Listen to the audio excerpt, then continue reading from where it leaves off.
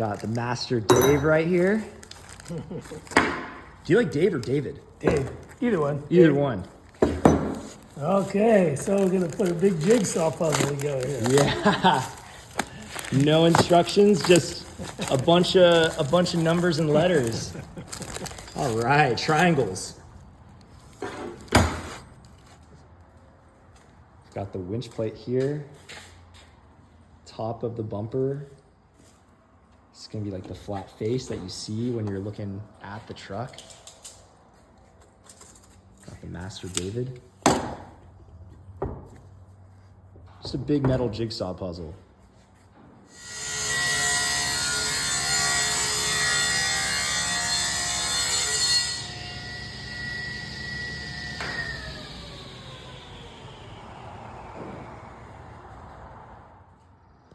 Okay, this thing's pretty well dead nuts level.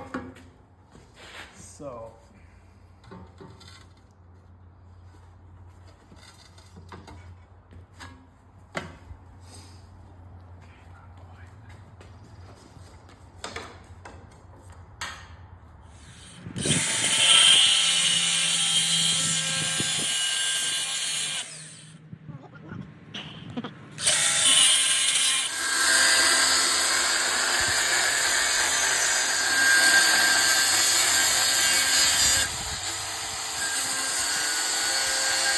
Here and then weld it up to the frame. Well, let's see, that would be hard. I gotta figure out how to get a weld up in there, man.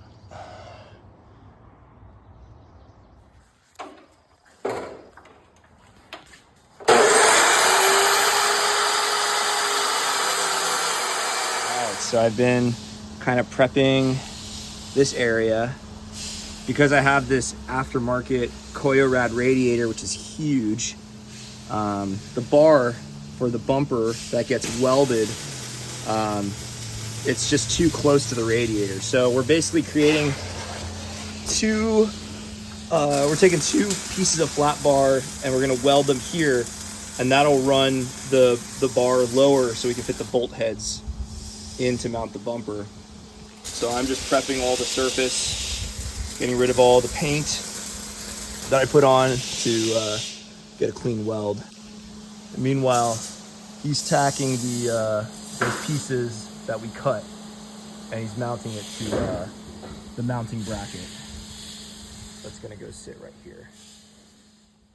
All right, burly. I'll wire brush it up to make it look like downtown. Yeah, there we go. Everything's lined up, and then we'll come in and weld it. All right, that sounds good. Wow, pretty sweet. All right, I'll grab some clamps. Yeah.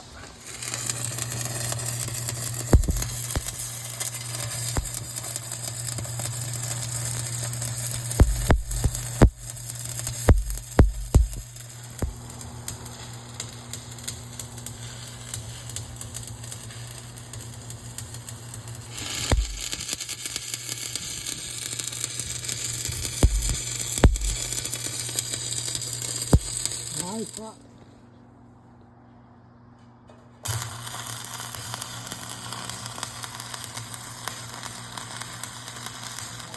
Well, that might question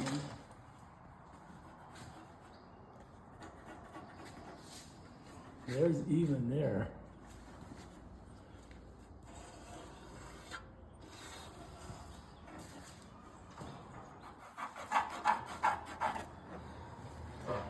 Oh, it's getting real. Coming right off there. Oh, nervous. All right, let's do this.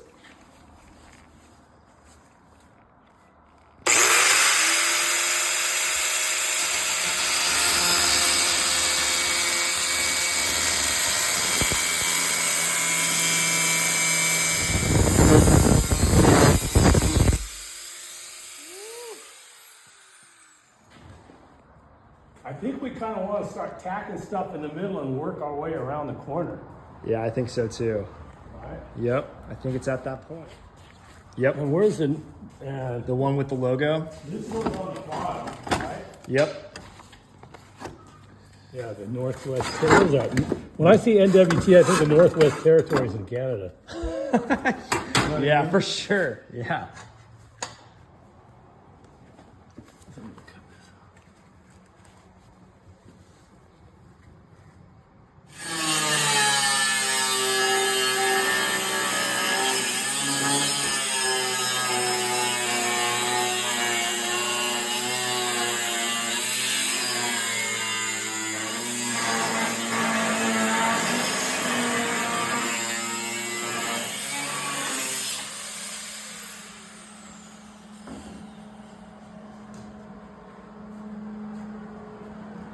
had an 01.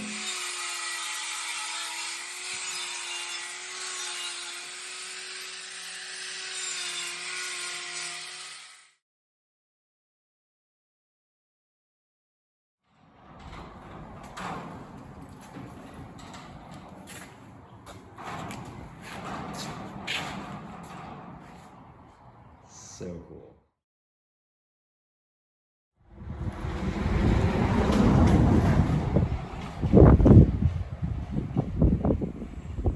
Okay, well, we're here with Daniel. He's got his bumper back from the powder coater. Looks pretty good. Yeah, He's got his lights in there. Yeah, I'll turn on the flashers. He's got his winch in there. Hasn't been hooked up, but it's in there. Look at that. So, yeah, do-it-yourself bumper by NWT. Then there's a little NWTI, Northwest Trail Innovations. Uh-huh. Now, Daniel, so what did you say this cost you when you got it? I think I spent around $700 total with shipping and tax and all that. Right. Now, if not counting your labor, so you got 7, and what was powder coating? The powder coat I got for $300. I Okay. probably could have gotten it cheaper elsewhere, but I just figured, you know, I don't know. I've been there before, does good work. So yeah, I took it to the same place and got it powder coated. Powder coating's not cheap, at least here in California. If I know. somewhere else in the country you guys have a cheap outfit, let us know. Yeah. Anyway, we had to cut the fenders on this. Myself, I wasn't particularly excited about it. I don't think anyone probably is when you start No.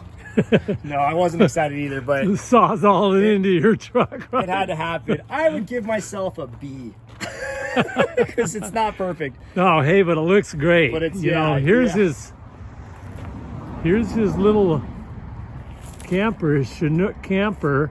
Yeah. And Daniel, how long have you been working on this, restoring it? I've had it for a year. I would say the past 6 months, hardcore, really going at it and working on it, just getting it mechanically dialed. But when I got it, it had nothing in there. No engine, no transmission. Everything was rusty, and I rebuilt the axles, put in, you know, new suspension, new drive shafts. I rebuilt the transfer case and rebuilt the transmission as well, and got a decently used engine, and yeah, it's basically a new truck. Now A new old these, truck. is there a big following to restore these and use them? I think so. Yeah, I mean, maybe not a. Yeah, there is. I wouldn't say it's like a big following, but there's definitely a deep group of people that love these things. And I mean, everything that I've been doing, I've learned from people on the internet, and people just kind of giving me advice and telling me what worked for them. And yeah, me and my buddy Justin came by, and we just put in the new door cards, and we got everything super dialed up mechanically. So there's only a couple things that are really left to do. I don't have my key on me, but I got the rear bumper is a big project to figure out. That's the next thing we'll maybe tackle, huh? Yeah, I think so. That's something I would love to do with you. But there's definitely some fabrication involved with that, and that's custom. And then aside from that, welding wise, rock sliders would be cool, but they're not as necessary as the bumper. And then yeah, I just gotta rebuild the inside. That's the next big project. That's pretty cool. Maybe if we build a bumper, maybe we build some sort of step. But this thing pops up easy, and I'm 6 feet tall, you know, so it's pretty cool. I mean, as it is, you could definitely camp in it. Dog likes it. You got a dog loves it. We got the fridge right here, stove, propane heater, little sink, and yeah, I'll probably build a power system and get a composting toilet. And you know, this is all, I love the layout of this, but I'm gonna redo the woodworking and all of that. I'll probably keep the same style layout, but I'll use new material, I think. Cool. Daniel from Nomadic Solar, right? Yeah, that's my gig. There you go. Building power systems for vans and RVs and stuff. So definitely gonna trick this thing out. I have this 12-volt air conditioner that's like this big, and it pulls, I think, like 10,000 BTU, but it runs at 5 amps to 30 amps, and that's gonna go inside this bench. So I'll actually have an air conditioner. Yeah, there you go. Super cool. If you're out in Utah. Yeah. Okay, thanks for the little go to. Yeah, thank you. Really? Well, again, you know, we start out a bumper, and we will have to figure out what we're going to do for the rear bumper area here. Yeah, that's the thing, huh?